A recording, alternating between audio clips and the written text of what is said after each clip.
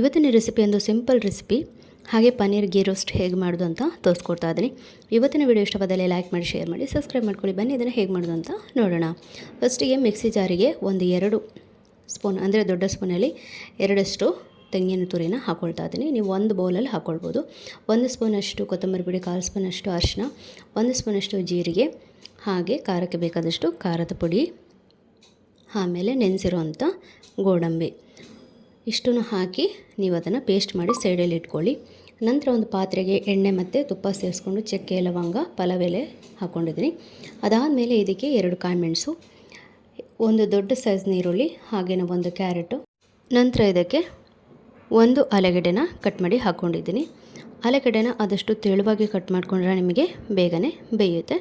So ಇಷ್ಟನ್ನು ಹಾಕಿಬಿಟ್ಟು ಒಂದು ಸರಿ ಚೆನ್ನಾಗಿ ಮಿಕ್ಸ್ ಮಾಡ್ಕೊಳ್ಳಿ. ಇದಾದಮೇಲೆ ಇದಕ್ಕೆ ಮುಚ್ಚಿ ಸ್ಲೋ ಮೀಡಿಯಮಲ್ಲಿ ಇದನ್ನು ಬೇಯಿಸ್ಕೊಳ್ಬೇಕು.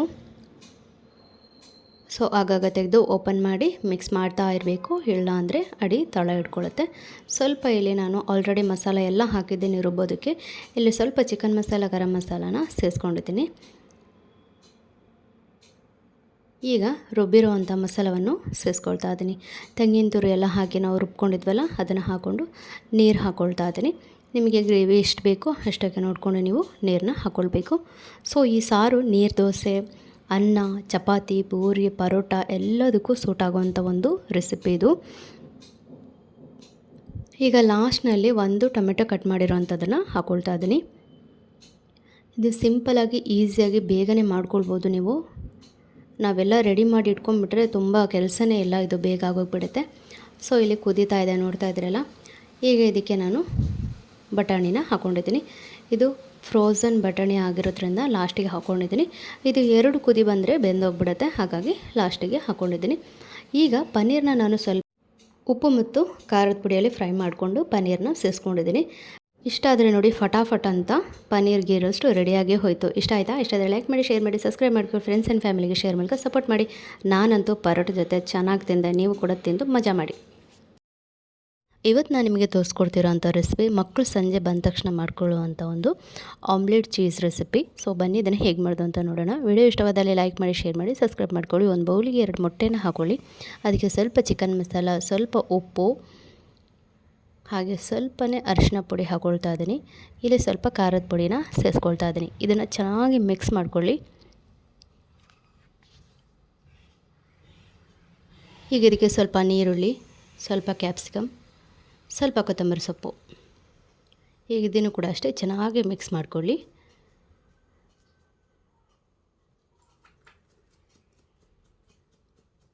ಈಗ ಇದು ಮಿಕ್ಸ್ ಆಗಿದೆ.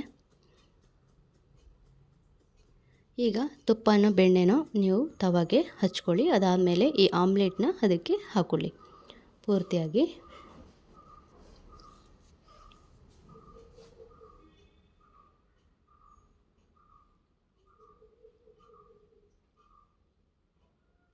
ಈಗ ಸ್ವಲ್ಪ ಬ್ರೆಡ್ನ ಈ ರೀತಿ ಅದ್ಬಿಟ್ಟು ತೆಗೆದಿಟ್ಟುಕೊಳ್ಳೋಣ.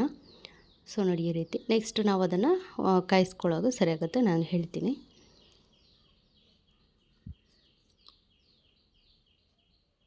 ಈಗ ಆಮ್ಲೆಟ್ನ ತಿರುವಿ ಹಾಕ್ಕೊಳ್ಳೋಣ. ಈಗ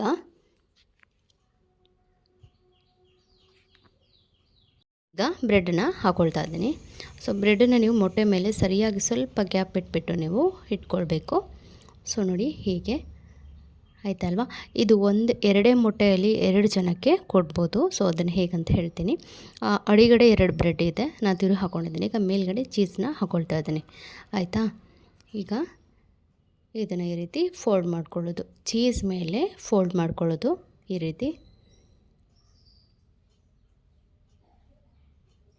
ಈಗ ಚೀಸ್ ಮೇಲೆ ಮತ್ತೊಂದು ಬ್ರೆಡನ್ನು ಹಾಕ್ಕೊಳ್ತಾ ಇದ್ದೀನಿ. ನೋಡಿದ್ರಲ್ಲ, ಆಚೆ ಒಂದು ಈಚೆ ಒಂದು 2 ಬ್ರೆಡ್ ಆಗಿಬಿಡುತ್ತೆ. ಮಕ್ಕಳಿಗೆ ದಿಢೀರಾಗಿ ಒಂದೇ ಸರಿ 2 ಸರಿ ಮಾಡಿಕೊಡ್ಬೋದು, ಇಲ್ಲಾಂದ್ರೆ ಒಂದೊಂದೇ ಮಾಡ್ಕೊಳ್ಳೋದು ಕಷ್ಟ ಅಲ್ವಾ. ಸೊ ಇದು ತುಂಬ ಈಸಿ.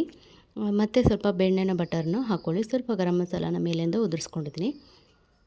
ತಿರುವು ಹಾಕ್ಕೊಳ್ಳೋಣ. ಸೊ ತಿರುವು ಹಾಕಿದಾಗ ನೋಡಿ ಈ ರೀತಿ ಇರುತ್ತೆ. ನಾವು ಮೇಲ್ಗಡೆ ಎಲ್ಲ ಸರಿ ಮಾಡೋಷ್ಟರಲ್ಲಿ ಅಡಿಗಡೆ ಚೆನ್ನಾಗಿ ಕಾದಿರುತ್ತೆ. ಸೊ ನೋಡಿ, ಈಗ ಕಟ್ ಮಾಡ್ಕೊಳ್ತಾ ಇದ್ದೀನಿ. ನೋಡ್ತಾ ಇದ್ರಲ್ಲ, ನೋಡಿದ್ರಲ್ಲ ಎಷ್ಟು ಈಸಿಯಾಗಿ ಚೀಸ್ ಆಮ್ಲೆಟ್ ಮಾಡೋದು ಅಂತ. ಸೊ ಅದು 2 ಸಾರಿ ಹುಯ್ಬೇಕಂತಲೇ ಇಲ್ಲ, ಒಂದೇ ಸತಿಗೆ 2 ಆಗುತ್ತೆ. ಇನ್ನೊಂದು ಸಾರಿ ಮಾಡಿದ್ರೆ 4 ಆಗಿಬಿಡುತ್ತೆ. ಸೊ ನೋಡ್ತಾ ಇದ್ರಲ್ಲ, ಇವತ್ತಿನ ವಿಡಿಯೋ ನಿಮ್ಮೆಲ್ಲರಿಗೂ ಇಷ್ಟ ಆಗಿದೆ ಅಂತ ಭಾವಿಸ್ತೀನಿ. ಇಷ್ಟ ಆದರೆ ಲೈಕ್ ಮಾಡಿ, ಶೇರ್ ಮಾಡಿ, ಸಬ್ಸ್ಕ್ರೈಬ್ ಮಾಡ್ಕೊಂಡು ಫ್ರೆಂಡ್ಸ್ ಆ್ಯಂಡ್ ಫ್ಯಾಮಿಲಿಗೆ ಶೇರ್ ಮೂಲಕ ಸಪೋರ್ಟ್ ಮಾಡಿ.